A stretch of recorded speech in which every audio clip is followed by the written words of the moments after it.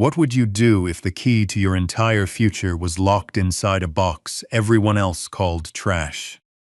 What if you had to bid everything you had, not just your money but your reputation, for a fire-blackened, fused-shut strongbox at a public auction? For one young woman, this wasn't a question. It was the only path back to a life that had been stolen from her. She was about to buy a piece of wreckage for the price of a small ranch, and the whole town was laughing. But what they didn't know was that she had watched her father hide the truth inside that box, just one day before they hanged him. Settle in and let us know in the comments where you're watching from, as we tell the story of Greta Lowell and the inheritance nobody else could see. The dust of Redemption Creek tasted the same as she remembered, like rust, regret, and broken promises. Greta Lowell, barely 21 but feeling 100 years older, drew the thin shawl tighter around her shoulders as the stagecoach rattled to a halt. It was the first time she had set foot in the town in the 5 years since they had sent her away, a child made an orphan by a rope and a lie. Her father, Thomas Lowell, had been a good man, a fair man, a man who saw land not as something to be conquered, but as a partner to be understood. He had owned the entire Sweetwater Valley, a stretch of land so green and well-watered. It was a jewel in the harsh Montana landscape, and Silas Thorne's father had wanted it. So he had framed Thomas for cattle rustling, a crime so beneath him it was laughable. Yet a jury of men indebted to the Thornes had found him guilty. Greta had been put on a coach to an orphanage in the east before her father's body was even cold. Now she was back, with nothing to her name but a handful of dollars saved from years of mending and cleaning, and a memory that burned hotter than any fire. She had come for the auction, a fire, they'd said in the letter from Jed, her father's old ranch hand. A fire in the town hall had destroyed the records office. They were auctioning off what little was salvaged. Jed's letter had been short, but one line had stopped her heart. They pulled out your father's old strongbox, blackened but whole. Greta had closed her eyes and been transported back to the night before the hanging. Her father, his face a mask of calm despair, pressing his hand to the cold steel of that box in his office. Everything that matters is in here, Greta. Don't ever forget the feel of this lock. Don't ever forget the land. She stepped down from the coach, keeping her head low. The town was a chorus of whispers already. Is that Lowell's girl? What's she doing back here? She ignored them, her gaze fixed on the makeshift auction block set up in the town square.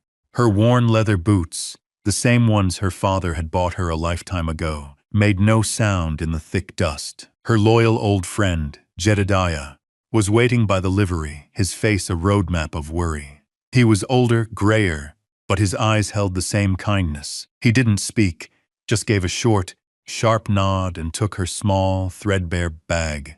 Heard you were coming, he murmured, his voice a low rumble. Figured you might need a friend. Greta could only nod, her throat too tight for words. She wasn't just here for a box. She was here for justice, for the memory of a good man.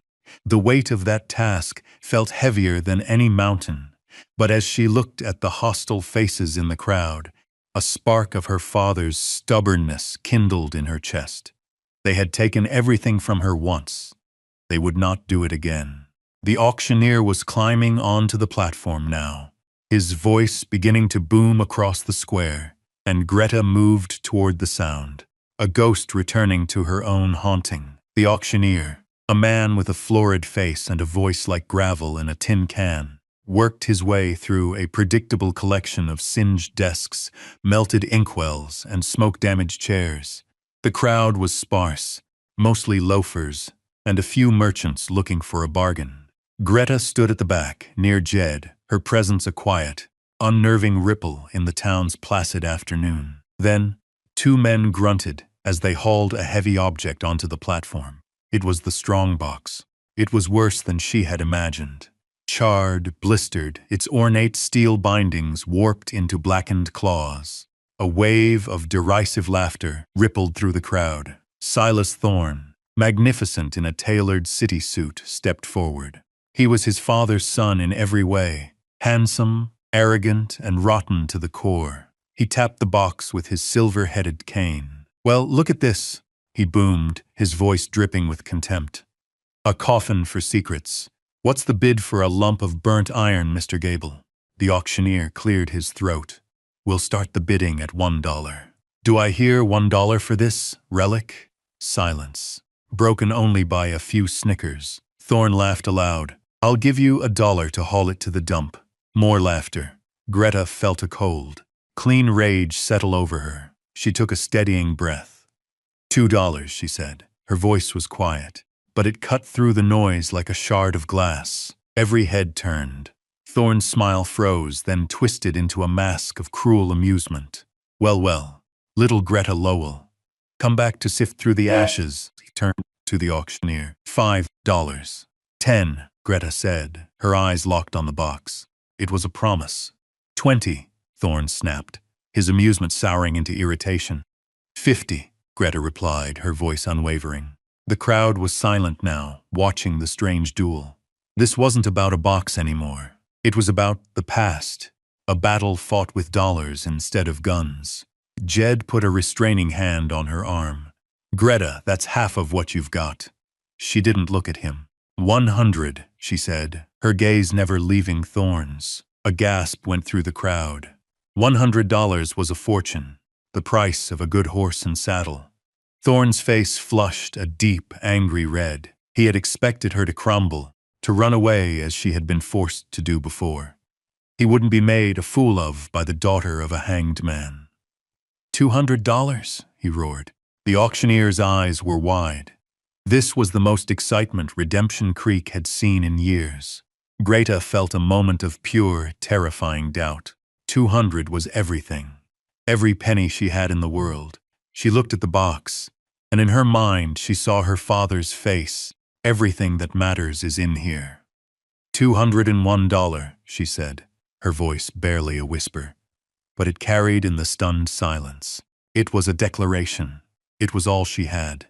Thorne stared at her, his jaw working. For a moment it seemed he would go on, simply to crush her.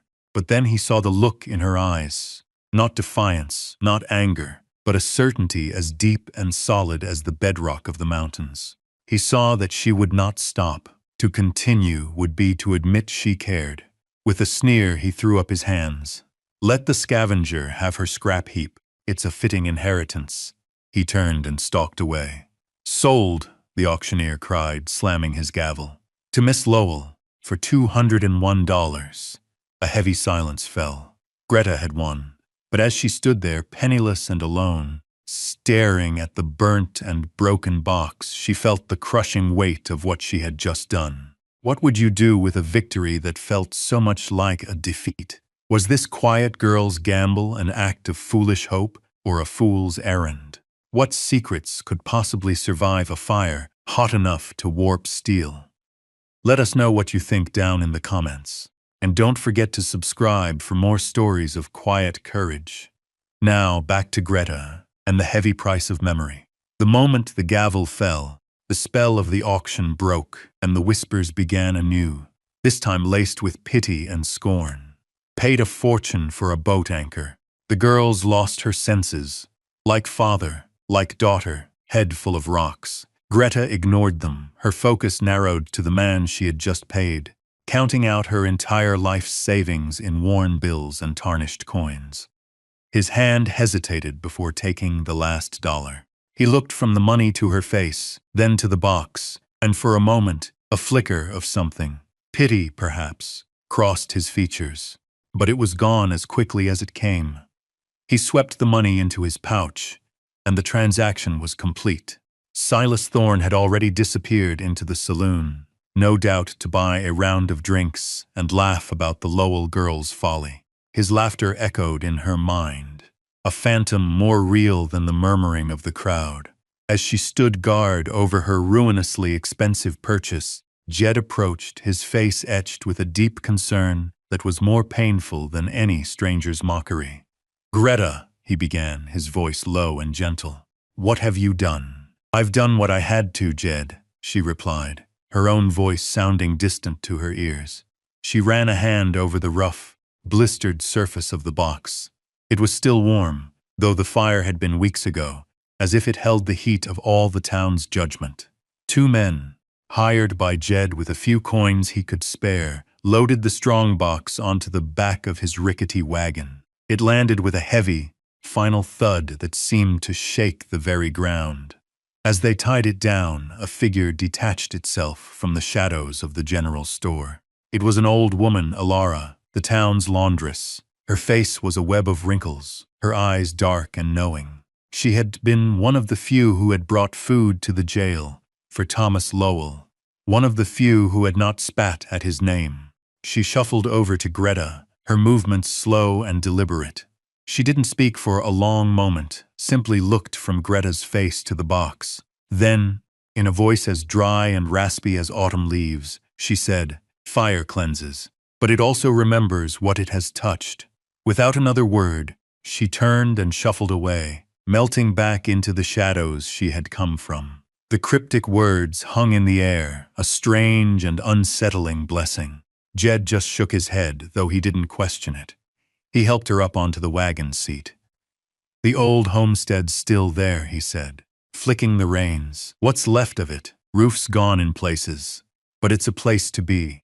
Greta looked back at the town of Redemption Creek as the wagon lurched into motion. The faces of the townspeople were a blur of condescension and dismissal.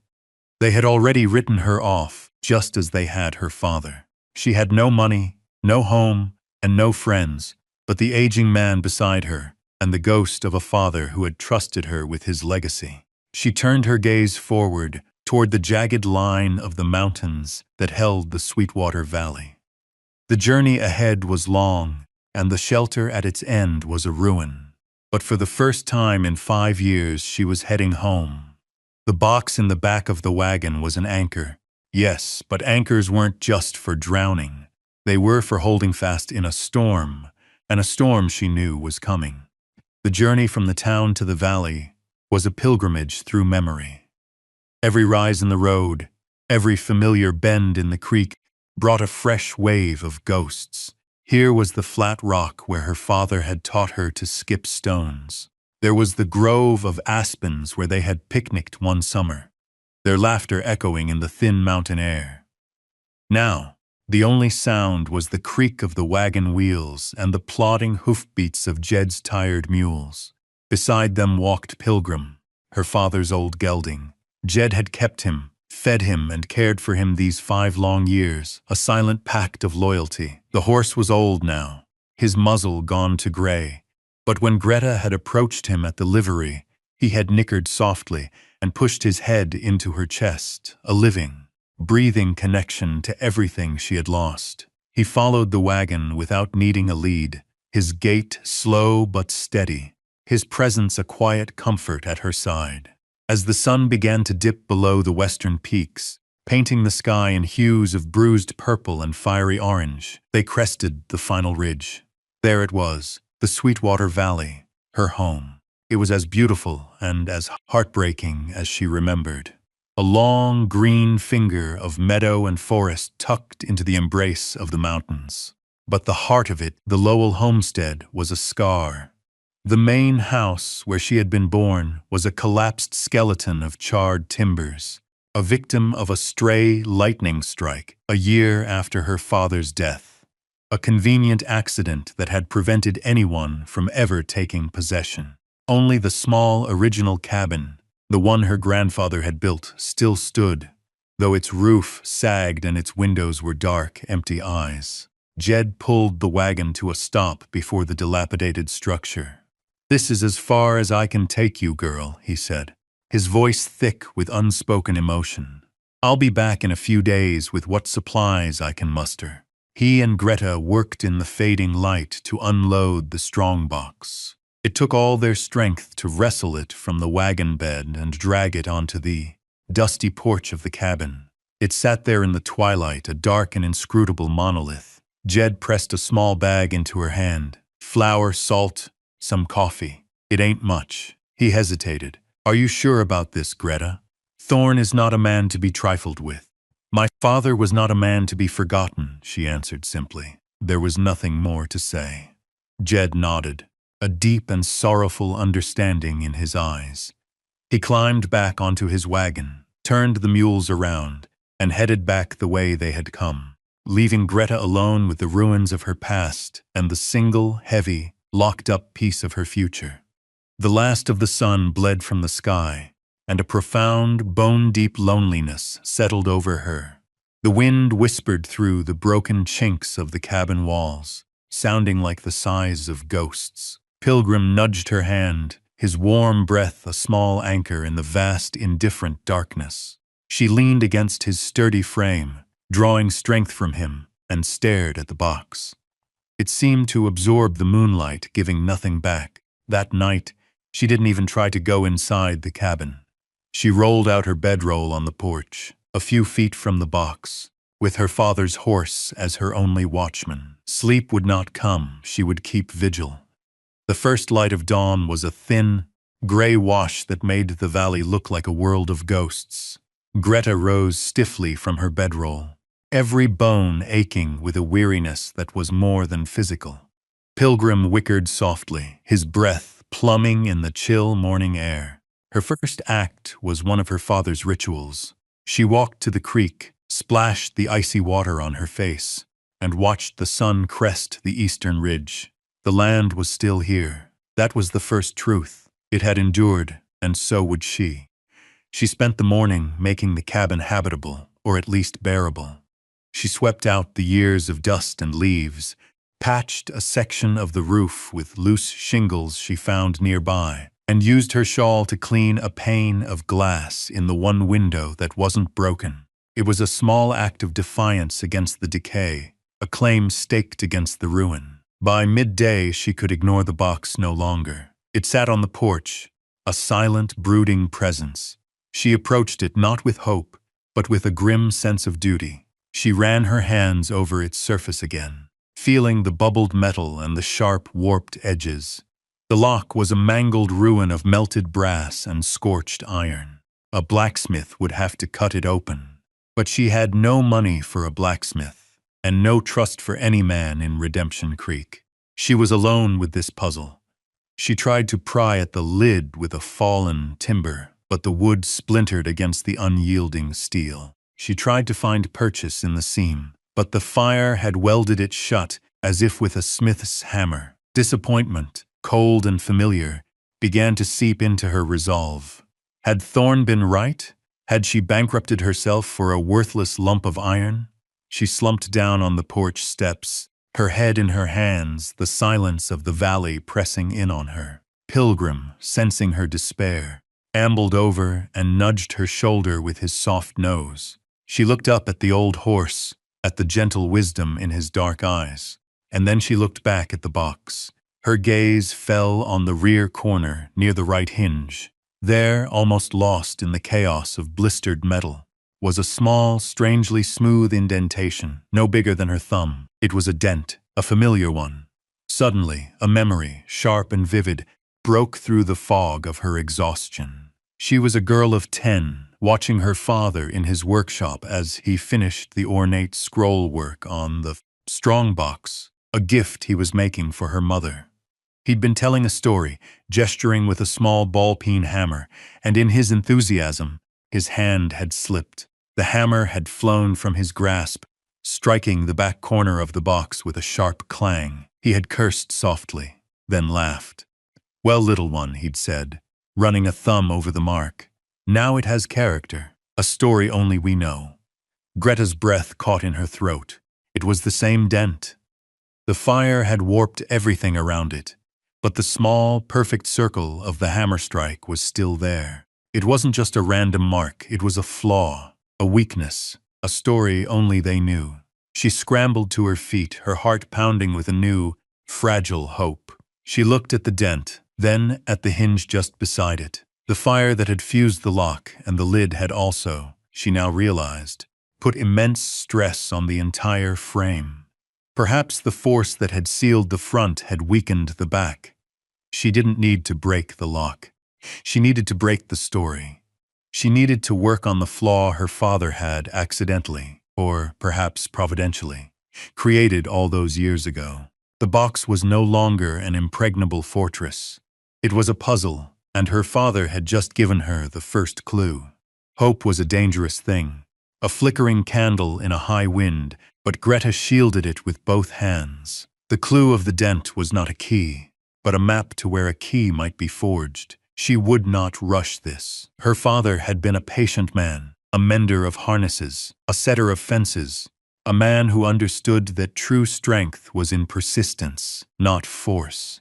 She would honor him with his own methods. She spent the rest of the day gathering her tools, not the brute force of an axe or a sledgehammer, but the quiet persuasion of her father's old implements, which she found tucked away in a small, miraculously untouched crate in the corner of the cabin. A set of delicate files, a small sharp chisel, a tack hammer, and a pot of rust-colored oil. These were the tools of a craftsman, not a demolitionist. As evening fell, she brought the box inside. She lit a single candle, its flame a small pool of warm light in the vast darkness of the cabin. Pilgrim stood just outside the open door, his slow, rhythmic breathing a counterpoint to the frantic beating of her own heart. She began. First, she cleaned the area around the dent and the hinge, using a rag and some of the oil to wipe away the soot and grime. The steel underneath was blue and purple from the heat of the fire, but it was solid. She took the smallest, sharpest file and began to work, not on the dent itself, but on the warped seam of the lid just above it. Her father's voice echoed in her memory, from a day he was teaching her to repair a broken leather strap. Don't fight the damage, Greta. Find where it wants to give. Persuade it. So she persuaded. The work was slow, painstaking, agonizing. The file skittered and scraped, the sound loud in the silent cabin. For hours she worked, her shoulders aching, her fingers raw. The file created a tiny, gleaming line of fresh metal in the blackened seam. It was barely a scratch, but it was a start.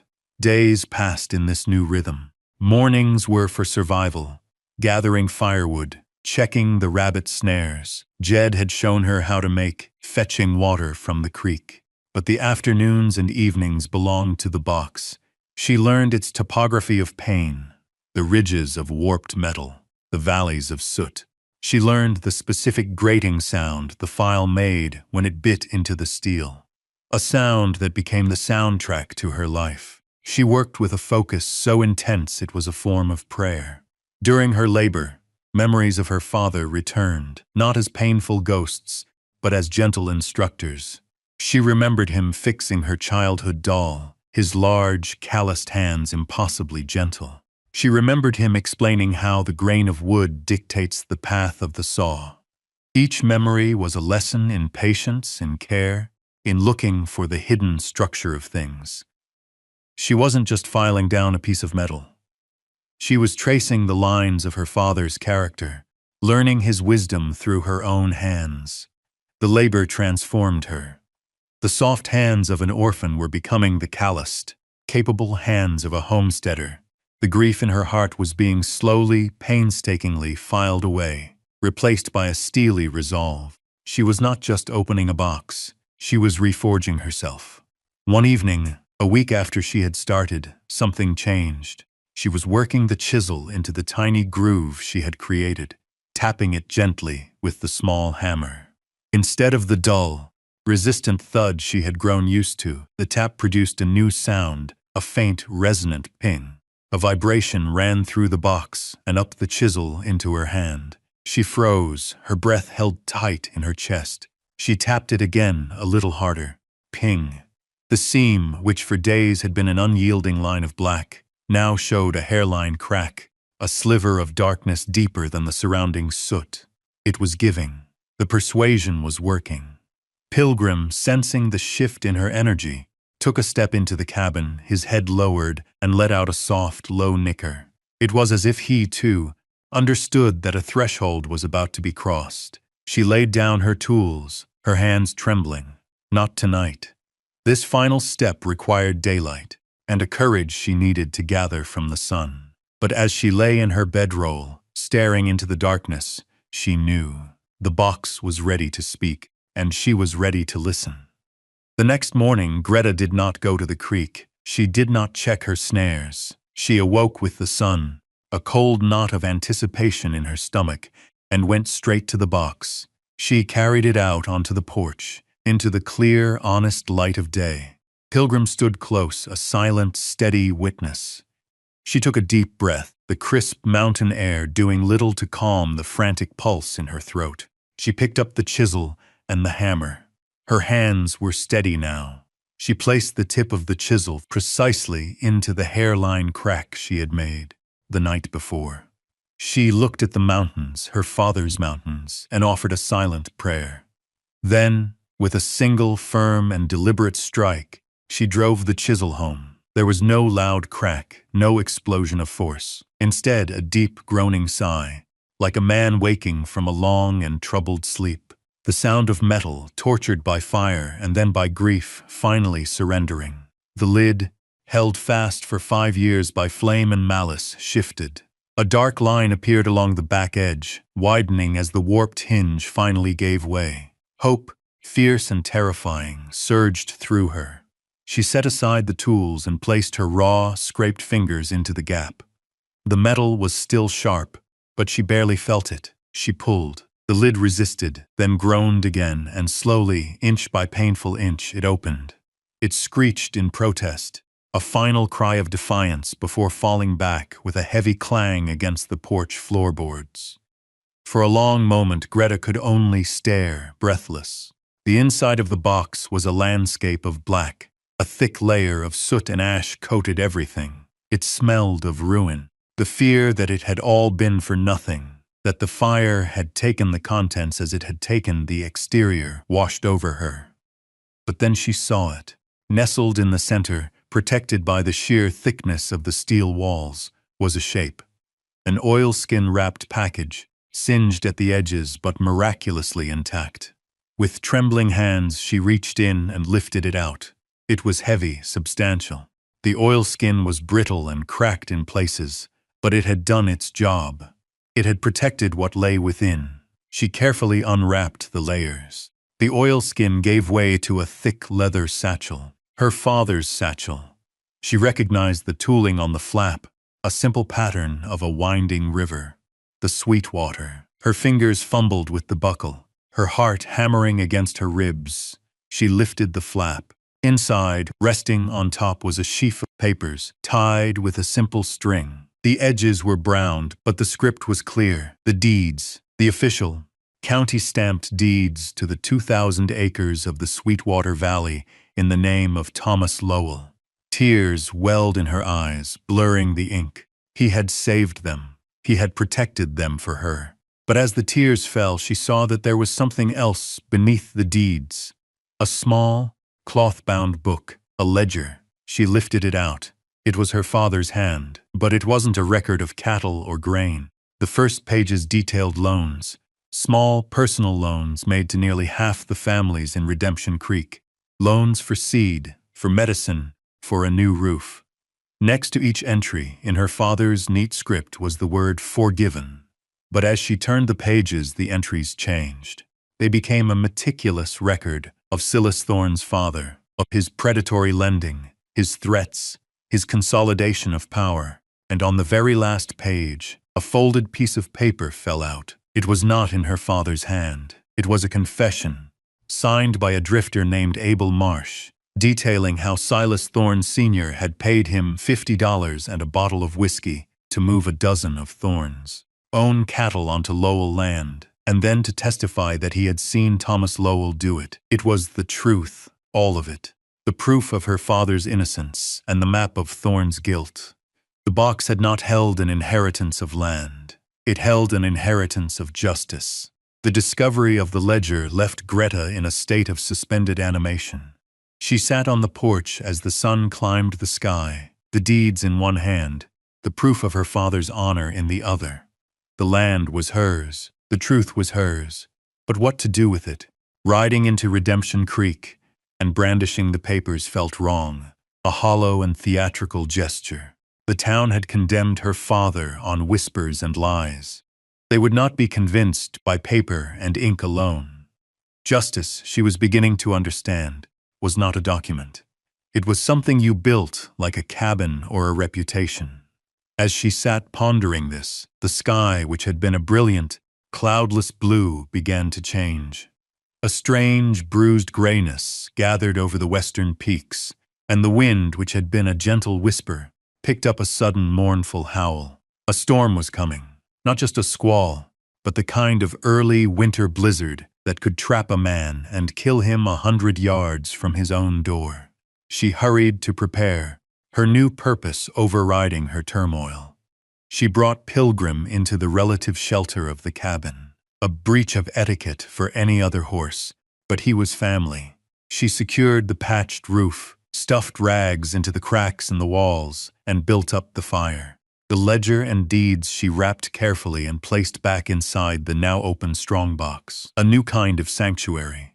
The snow began as fat, wet flakes, but within an hour, it was a blinding, horizontal torrent. The world outside the cabin window dissolved into a churning vortex of white. It was in the heart of this maelstrom that she heard it, a faint cry, almost swallowed by the wind. She froze, listening. It came again, closer this time, a desperate shout. Someone was out there. Without a second thought, she grabbed her father's heavy coat from a peg, lit a lantern, and tied a rope from the porch rail to her waist. To go out was madness. To do nothing was impossible. She plunged into the blizzard, the lantern a feeble sphere of light in the overwhelming chaos. She followed the voice, leaning into the wind, until she stumbled upon them. A family, a man and a woman and 2 small children, huddled against their broken-down wagon, their faces numb with cold and terror. They were immigrants, their German accents thick as they stammered their story. Their axle had broken. They were lost. Greta wasted no time. She led them back, a lifeline of quiet competence in the storm. She brought them into the warmth of the cabin, sat them by the fire, and wrapped the shivering children in her own blankets. The father, a man named Klaus, looked at her with dawning wonder, his family safe in the home of a stranger. Just as a semblance of peace settled in the small cabin, another sound came from the storm. Not a cry for help, but an angry shout, followed by the heavy thud of a fist on the cabin door. "Lowell, I know you're in here. Open this door." It was Silas Thorne. He must have heard she'd opened the box and ridden out to confront her, only to be caught in the same blizzard. Greta stood, her face calm. She looked at the terrified German family, then at the door. Thorne hammered again. "I'll burn this place down around you," he roared, his voice a mixture of fury and desperation. Greta walked to the hearth. Her gaze fell on the ledger. She thought of the names, the families her father had helped. She thought of Thorne's threats. She opened the ledger to the pages detailing her father's forgiven loans, tore one out, and used it to light a splinter of kindling. Then she added it to the fire, a small offering of warmth for the children. She would not let Thorne's darkness in. She barred the door, her back to his rage, and turned to offer the woman a cup of hot water. The storm outside could rage, but inside this small cabin, she was building something else entirely. She was building sanctuary. The blizzard raged for 2 days. Inside the tiny cabin, a strange and quiet community was formed. Greta shared her meager provisions with the German family, whose name was Schmidt. Klaus, the father, was a carpenter by trade and spent the time skillfully mending her broken chair and reinforcing the cabin door. His wife, Anja, showed Greta a way to make the flour stretch further by mixing it with powdered birch bark, a trick from the old country. The children, a boy and a girl, were at first silent and fearful, but soon, lulled by the warmth and Greta's calm presence, they began to chatter in a mix of German and broken English. Thorne's angry shouts had long since been silenced by the storm. He had either given up and turned back, or the blizzard had claimed him. Greta found she did not care which. Her focus was on the life within the 4 walls of the cabin, not the hate outside. When the storm finally broke on the 3rd morning, The world was transformed. It was a silent, pristine landscape of blinding white, the sun sparkling on a thick blanket of unbroken snow. The air was clean, cold, and new. Klaus Schmidt looked out the door, his eyes wide with wonder at the beauty and the lingering terror of the storm. "You saved us," he said to Greta, his voice thick with emotion. "We would have died out there." "You would have done the same," Greta replied simply. It was not a question. It was a statement of fact about the nature of decency. Klaus insisted on leaving as soon as a path could be cleared. "I must tell the people in the town," he said. "They must know what you did. They must know there is a good woman in this valley." He did not know the half of it, but Greta simply nodded. She sent him with directions and a small parcel of food for the journey. A week later, just as the snow had melted enough to make the road passable again, a buggy appeared in the valley. It was not Jed this time.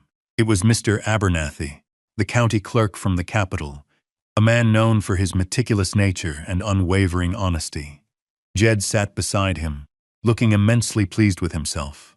Mr. Abernathy, a small man with spectacles and a kind, serious face, accepted a cup of coffee from Greta and got straight to the point.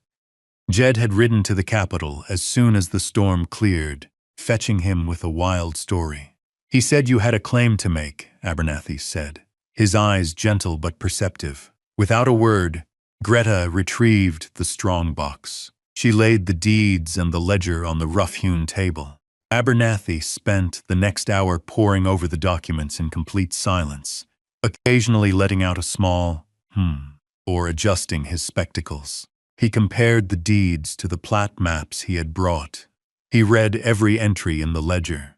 He examined Abel Marsh's signed confession under a magnifying glass. Finally, he looked up, his expression unreadable. He removed his spectacles and polished them carefully. "These deeds are impeccably in order," he announced. "And this ledger, this is more than a record of accounts. This is a testament of character." He tapped the confession. "And this is a key." The three of them rode into Redemption Creek the next day.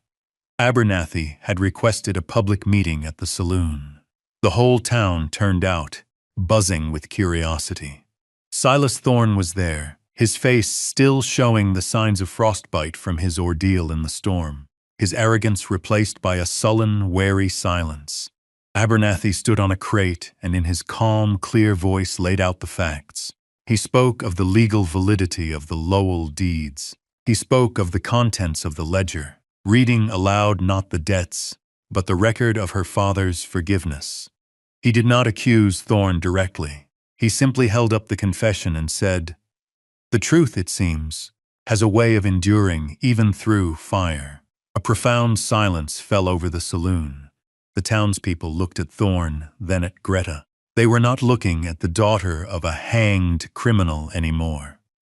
They were looking at the rightful owner of the Sweetwater Valley, a woman who had faced down storms both natural and human, and had emerged, not with vengeance, but with quiet, unshakable dignity. The town's memory, so long poisoned by a lie, was beginning to heal.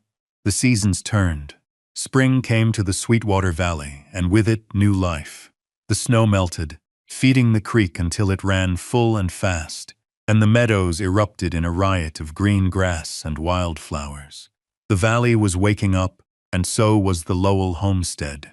Klaus Schmidt, true to his word, returned with his family. He brought with him 2 other German families, all of them good, hard-working people who had been drawn by the promise of a place where a person's character mattered more than their name.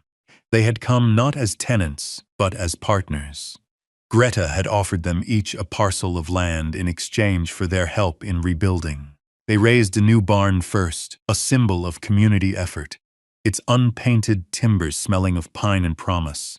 Then, together, they began to build a new house for Greta, on the foundations of the old one. Silas Thorne was a changed man, humbled by the storm, silenced by the truth, and shunned by the very town he had sought to control. He had become a ghost in his own life. He did not flee. Instead, he remained a quiet, solitary figure. One day he rode out to the valley. Greta saw him coming from a distance and met him by the creek. He didn't dismount. He looked at the new barn, at the people working together in the fields.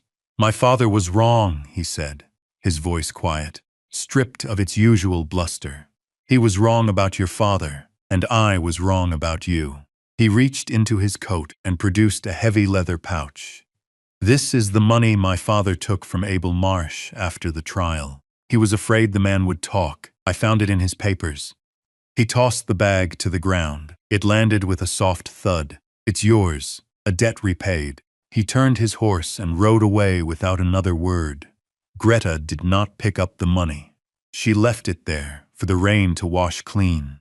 By the time the golden light of late summer settled over the valley, the new house was finished. It was a simple, sturdy structure, built of local pine and stone with a wide porch that looked out over the fields. Jed, his work done, now sat on that porch in a rocking chair Klaus had built him, his days of worry over. Pilgrim, the old horse, grazed peacefully in the pasture, a living monument to loyalty. The town of Redemption Creek had begun to change, too. Inspired by Greta's example and Abernathy's quiet authority, the people had started to untangle themselves from the web of the Thornes' influence, forming their own council, making their own way. One evening, as the sun set, casting long shadows across the valley, Greta stood on her new porch, a cup of cool water in her hand. Klaus' children were chasing fireflies in the yard, their laughter mingling with the sound of the crickets. She looked out at the land, at the home, at the community she had nurtured from the ashes of her past. She had the deeds, she had the land, but she understood now what the box had truly held.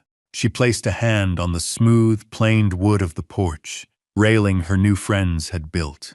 "He didn't leave me land," she murmured to the quiet evening. "He left me a truth to tend." And with those quiet words, a legacy of shame was transformed into a future of grace.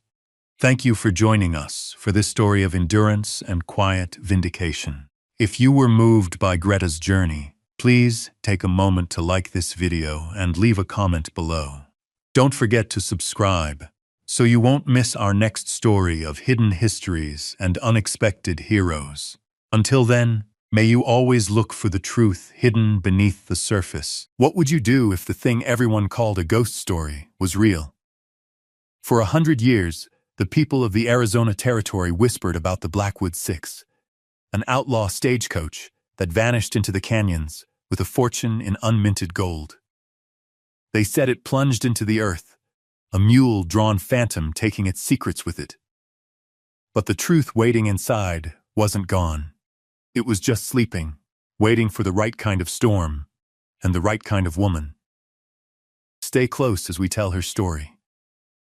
Pearl Harker arrived in the town of Redemption with the dust of 3 states on her worn him and the quiet emptiness of a new widow in her eyes. Her husband, Tom, had left her with a heart full of good memories and a pocket full of nothing. The claim he'd worked himself into the grave for had been swallowed by a company with more lawyers than she had dollars, and so she was set adrift. She came to Redemption not for its name, but for its location, a hardscrabble dot on the map at the edge of a vast, uncharitable wilderness, a place where a person could disappear and be left alone. She had her husband's old leatherworking tools in a canvas roll, a stubborn mule named Dust, and a silence that clung to her like a second skin. The town itself was little more than a single street of false-fronted buildings baking under an indifferent sun. The livery, the saloon, the general store, and a church whose steeple seemed to be pointing an accusing finger at the sky. She found work at the livery, mending tack for a man named Henderson, who paid her less than he paid the boy who swept the floors, but offered a small, windowless room at the back. It was enough. Pearl didn't ask for comfort.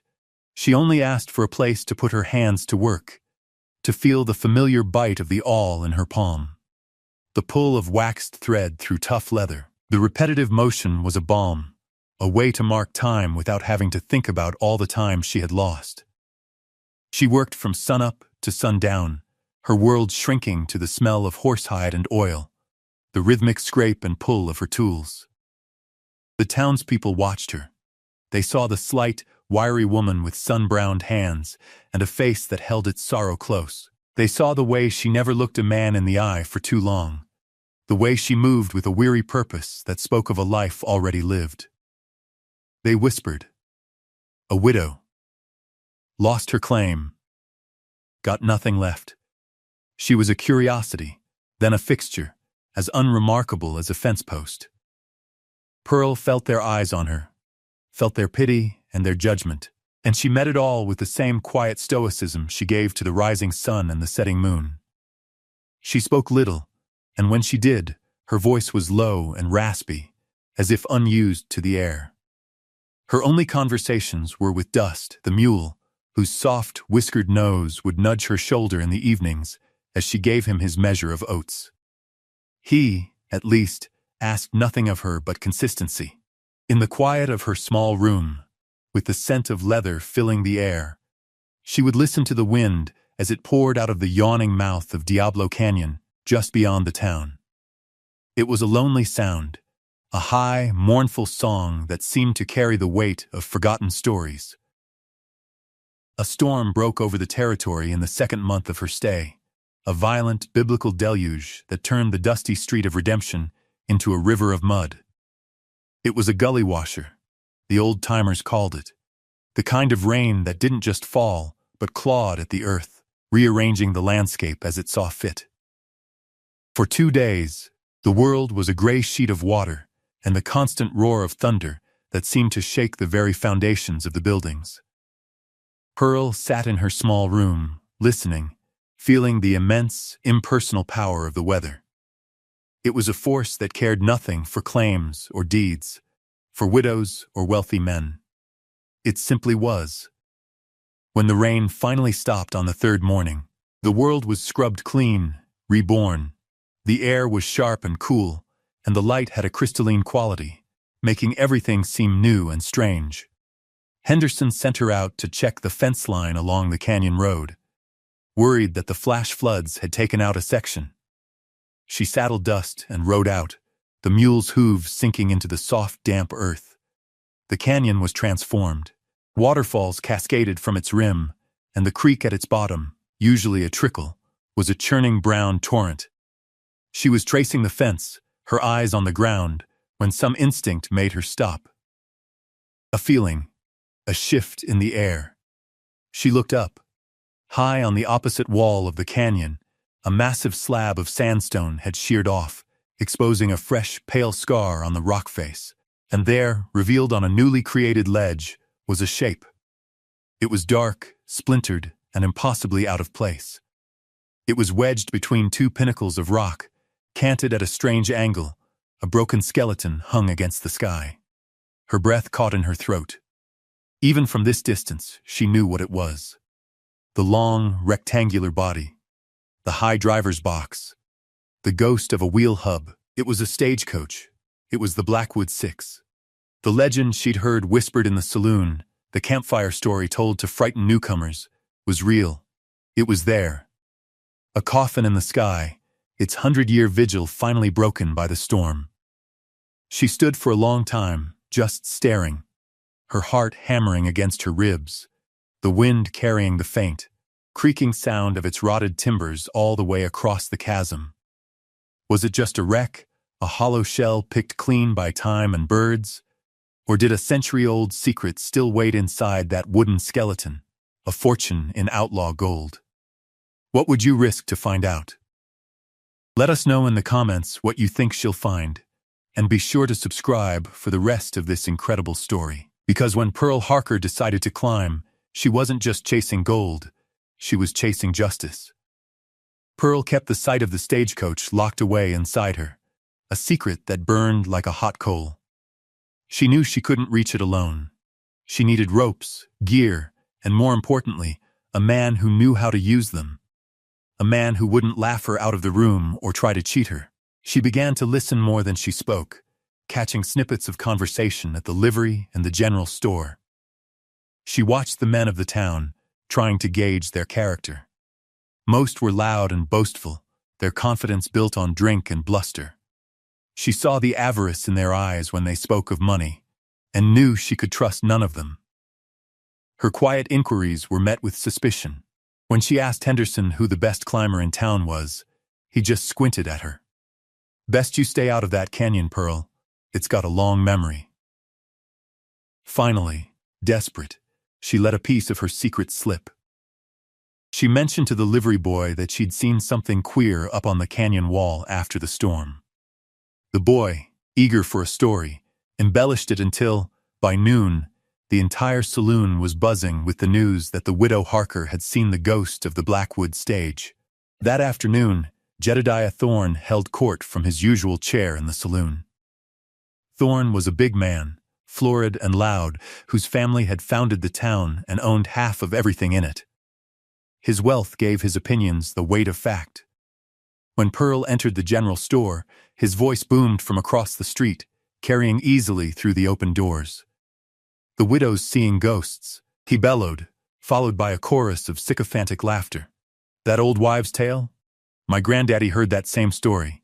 He caught her eye from across the dusty street and winked, a gesture not of friendliness, but of dismissal.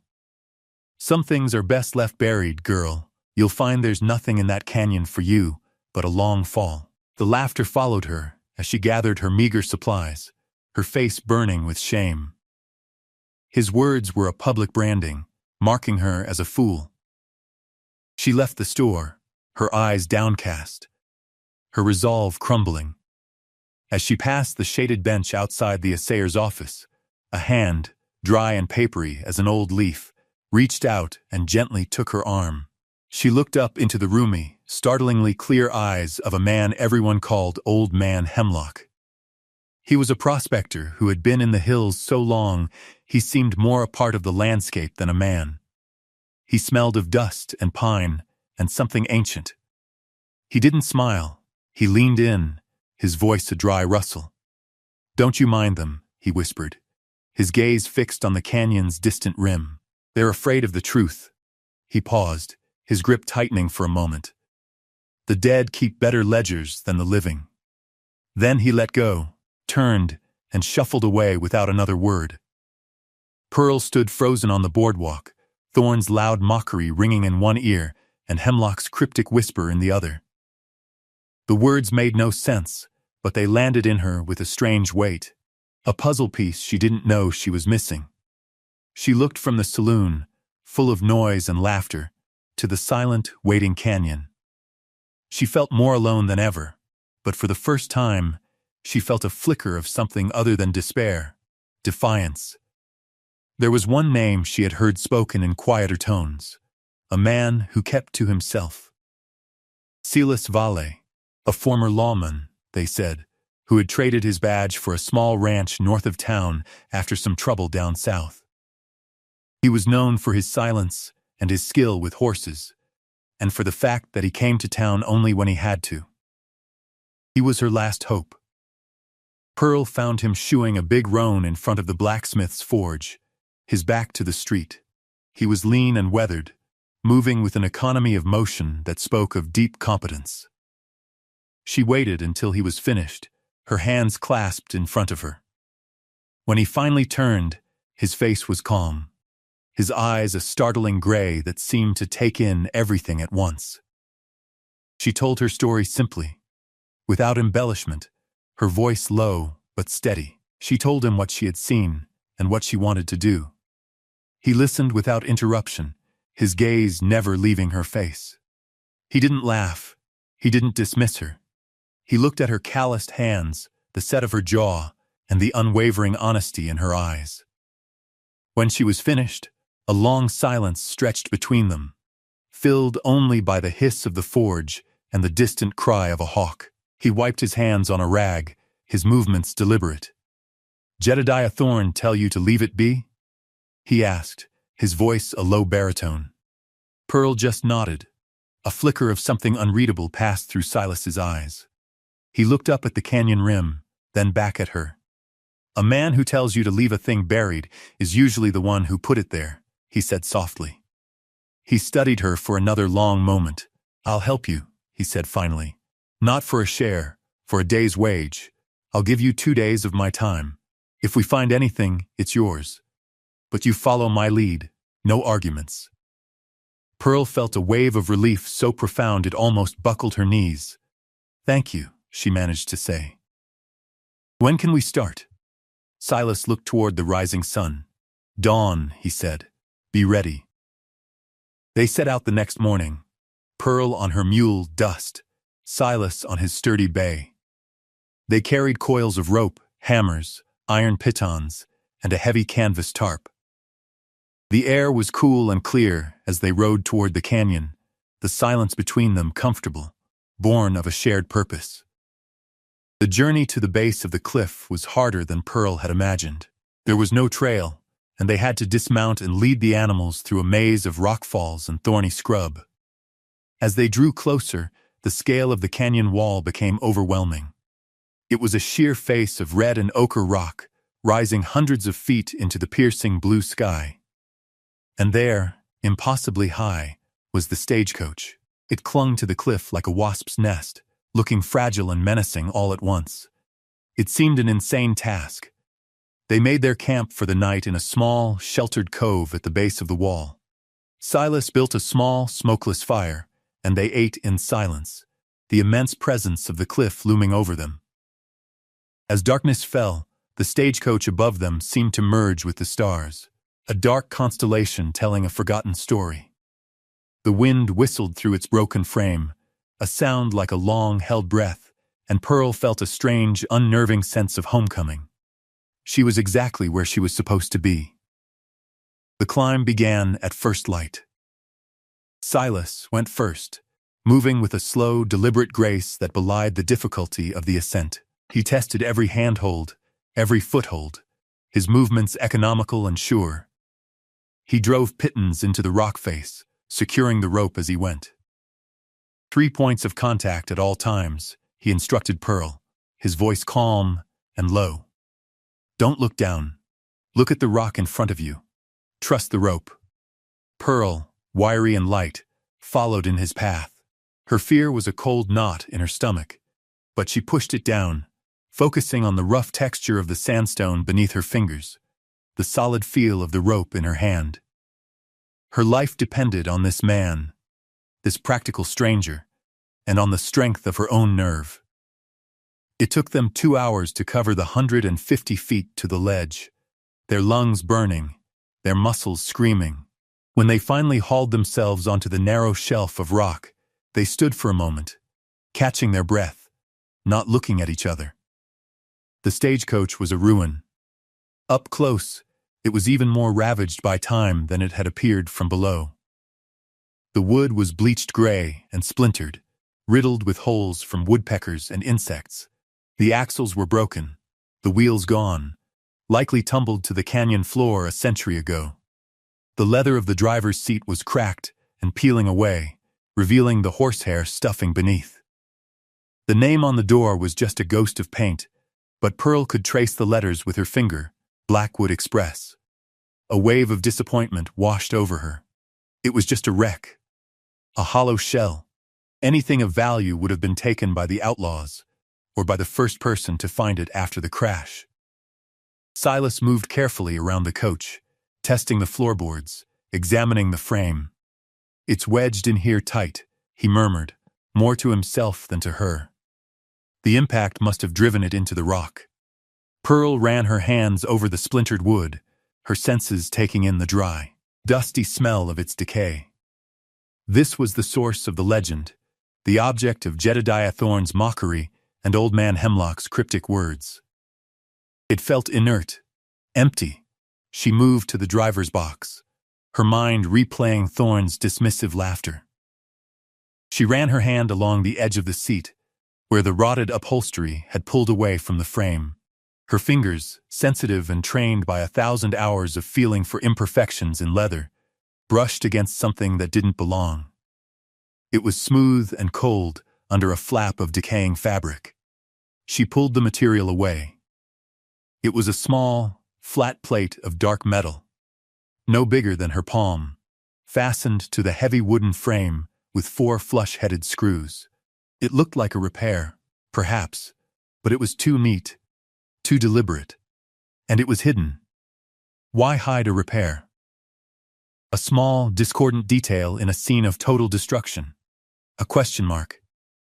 She didn't say anything to Silas, who was still examining the undercarriage.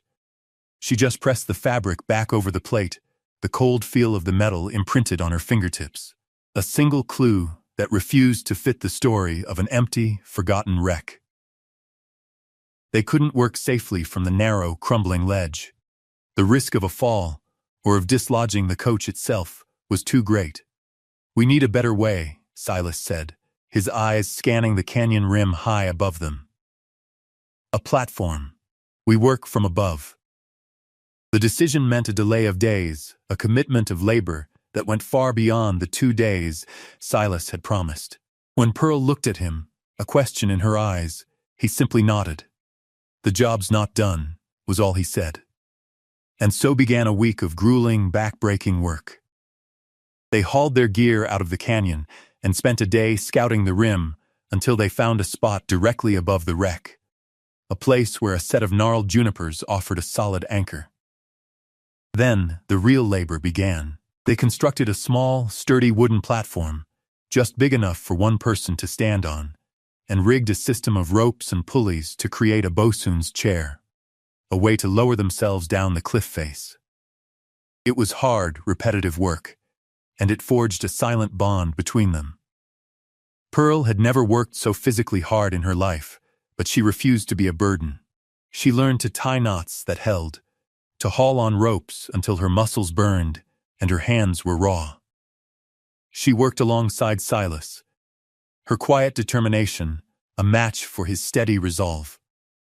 Her mule, Dust, became their indispensable partner, patiently carrying loads of rope, timber, and water up the steep, winding path to the rim. In the evenings, they would sit by their small fire, too tired to talk, watching the stars emerge over the vast, dark canyon.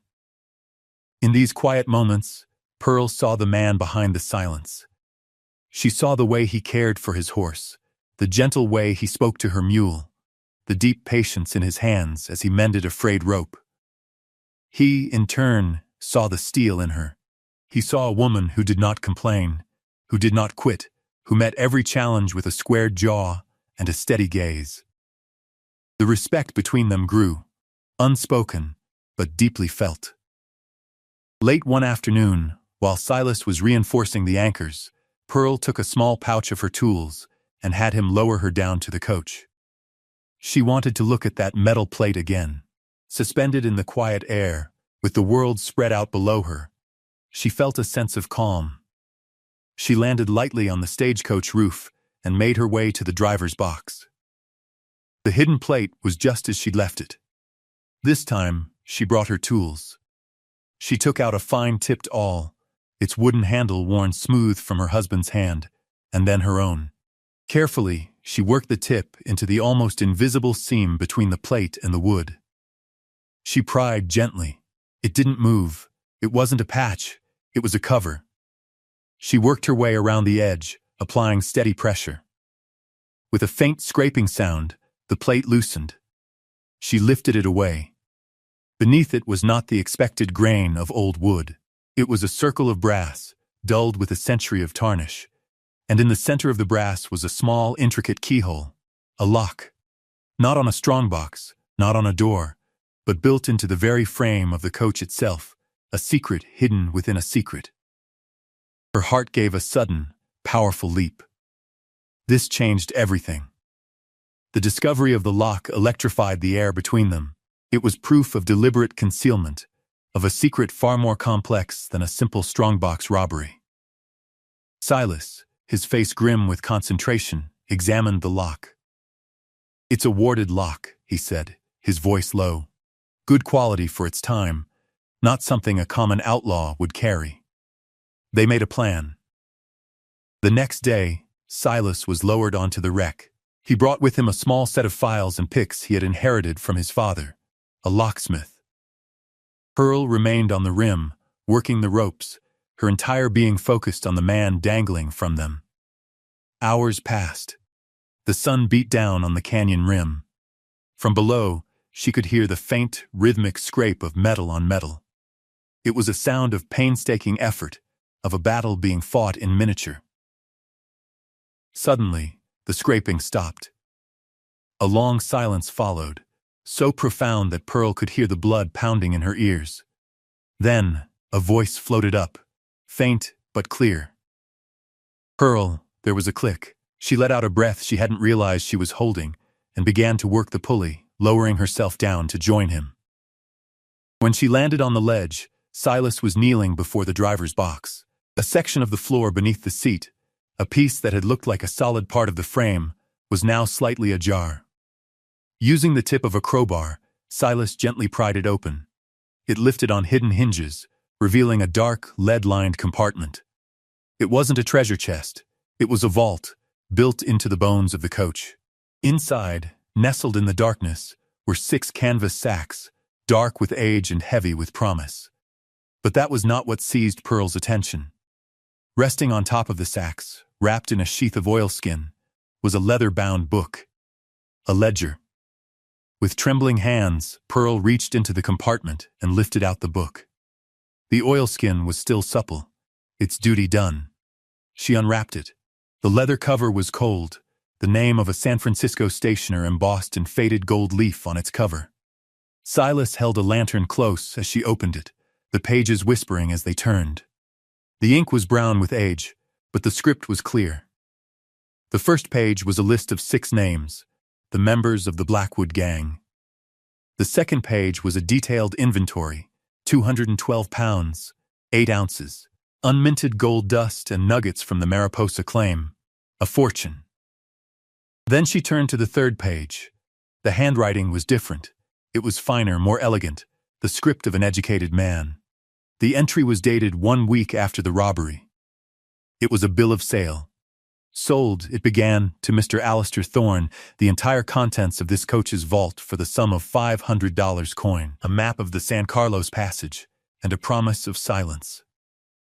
Alistair Thorne, Jedediah's grandfather, the founding father of redemption.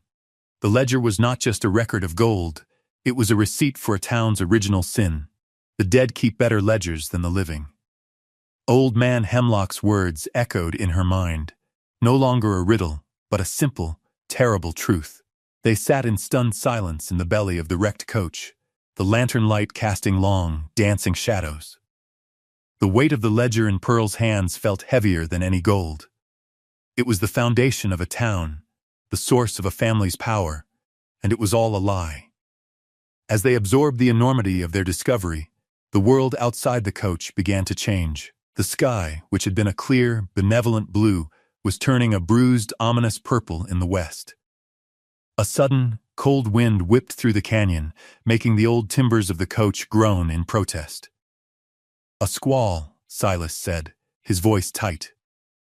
"And we're in the worst possible place for it." Before they could even begin to secure their gear, the storm was upon them. Rain came down not in drops but in solid, wind-driven sheets. The ledge became a waterfall, and their platform swung wildly on its ropes. They were trapped. They huddled inside the wreck, the only shelter available. Pearl clutched the precious ledger, shielding it with her own body from the leaks that dripped through the rotted roof. The stagecoach, which had held its position for a century, shuddered and creaked, protesting the assault. Every gust of wind felt like a giant hand trying to tear it from its rocky perch. It was then, in a flash of lightning that illuminated the entire canyon, that they saw it. Far below, at the bottom of the gorge, the creek had become a raging river, and in the middle of it, a small farm wagon was overturned, its wheels spinning uselessly. A man was struggling in the torrent, trying to keep his footing, while a woman holding 2 small children clung to the wagon's side, their faces pale with terror in the intermittent flashes of light. A choice, stark and immediate, presented itself. Stay and protect their discovery, the proof and the fortune they had worked so hard for. Or risk everything, their ropes, their gear, their own lives to help complete strangers. There was no discussion. Pearl looked at Silas, his face set and grim in the lightning's glare. She saw the answer in his eyes, the same answer that was in her own heart. She gave a single, sharp nod. The gold could wait, the truth could wait, life could not. With a shared purpose that needed no words, they became a rescue team. Silas, with the calm competence of a man who had faced death before, began preparing the ropes. They had to work fast. The water was rising. In the heart of the storm, hanging from a cliff in a 100-year-old wreck, they made the choice to commit not to treasure, but to humanity. They would use the very tools of their discovery to attempt a desperate, improbable rescue. The ledger lay forgotten for a moment, its secrets less important than the sound of a child crying in the dark. The rescue was a nightmare of shouting, wind, and rain. Silas, a dark silhouette against the storm, orchestrated the effort with a calm authority that amazed Pearl. Using the main pulley system, they lowered a loop of rope with a heavy gear bag attached for weight. It swung like a pendulum, buffeted by the wind. It took them 4 agonizing attempts to get the rope close enough for the man below to grab. Once he had it, they worked in a desperate, synchronized rhythm. They hauled the 2 small, terrified children up first.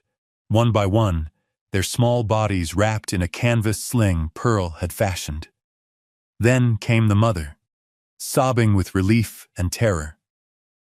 Finally, they brought up the father, bruised and exhausted, but alive. They huddled together on the narrow ledge, a small group of shivering survivors, strangers brought together by disaster and a shared will to live. Pearl and Silas gave them their own dry blankets, sharing their meager rations of water and hard biscuit. They spent the rest of the night pressed together for warmth inside the groaning stagecoach, waiting for the storm to break. The immense value of the gold in the floorboards paling in comparison to the fragile, precious weight of the lives they had saved. When dawn finally came, it revealed a washed-out, mud-slicked world. The storm had passed. The family they had rescued was that of Judge Miller, the new circuit judge, on his way to his post in redemption. His wife, her face still pale but full of a fierce gratitude, couldn't stop thanking them. "You saved us," she kept repeating, her voice thick with emotion. "You saved our children." The journey back to town was slow and arduous, but as they arrived, a strange thing happened. The story of the rescue, passed from the judge to the first rancher he encountered, had traveled faster than they had. When they rode into redemption, they were not met with the usual indifference or suspicion. People came out of the saloon, the store, the church. They stood in silence, watching them. The chorus of mockery that had followed Pearl was gone, replaced by a quiet, stunned respect. They were no longer the strange widow and the reclusive rancher. They were heroes. That afternoon, in the makeshift courtroom set up in the town hall, Pearl Harker stood before Judge Miller. Silas Vale stood at her side. She did not speak of gold. She did not speak of salvage rights. She simply placed the oilskin-wrapped ledger on the judge's table. "This was inside the coach, Your Honor," she said, her voice clear and steady. "I believe it belongs to the town." Judge Miller, a man whose life and family she had saved less than 24 hours earlier, opened the ledger. He read the first page, then the second, then the third. A deep silence fell over the crowded room. He summoned Jedediah Thorne. Thorne arrived, blustering and red-faced, his authority unquestioned until this very moment. He laughed when the judge showed him the ledger. A forgery, a ridiculous fantasy cooked up by a desperate woman and a washed-up lawman. But the proof was irrefutable. The elegant, spidery script of his grandfather, Alistair Thorne, was well documented in the town's founding papers. A sample of the gold dust from the coach was brought to the old assayer, who confirmed it matched the unique geological signature of the long-defunct Mariposa claim. The final piece of evidence was the character of the accusers. Judge Miller looked from the ledger to Pearl and Silas. "These 2 people," he announced to the room, his voice ringing with authority, "put the lives of my family above any thought of treasure. I will stake my own honor on theirs." The town was silent. Then the whispers started. a ripple of understanding that spread from person to person. The foundation of their world had shifted. Jedediah Thorne was not jailed. The crime was a century old. But he was broken. The wealth and power he had wielded were revealed as hollow, built on a bedrock of lies. He left the hall a smaller man, the crowd parting before him not in respect, but in judgment. The gold, the judge declared, belonged to Pearl Harker by right of salvage, a ruling no one in town dared to contest. Weeks later, the golden hour of a late autumn afternoon settled over the valley. The light was warm and thick, the color of honey, bathing the land in a soft, forgiving glow. Pearl Harker stood on a low ridge, her hands resting on a newly set fence post. She had used a portion of the gold to buy back her late husband's claim, and the section of land next to it, a wide pasture of good grass and running water that bordered Silas Vale's ranch. The two properties were now one, the line between them erased by a fence they had built together. She was no longer just a mender of tack, a widow living in a borrowed room. She was a landowner, her boots planted firmly on ground that was hers. Her mule Dust stood nearby, swatting flies with his tail, a picture of contentment. Silas came and stood beside her. He didn't speak for a long time, the two of them just watching the light crawl across the mountains. The silence between them was no longer a space to be filled, but a thing they shared, as comfortable and familiar as an old blanket. He finally reached out and took her hand.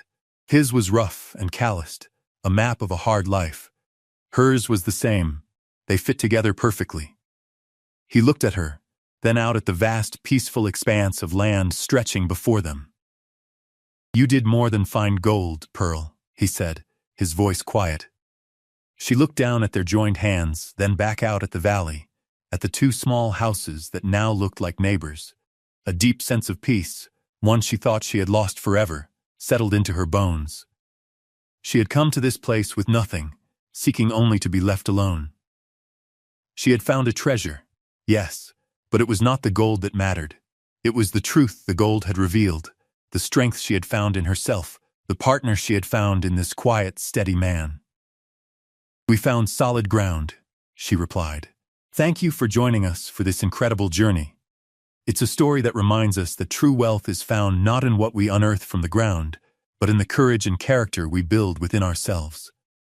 If you were moved by Pearl's story, please leave a like and let us know your favorite part in the comments below. And don't forget to subscribe, because there are always more stories of hidden strength waiting to be told.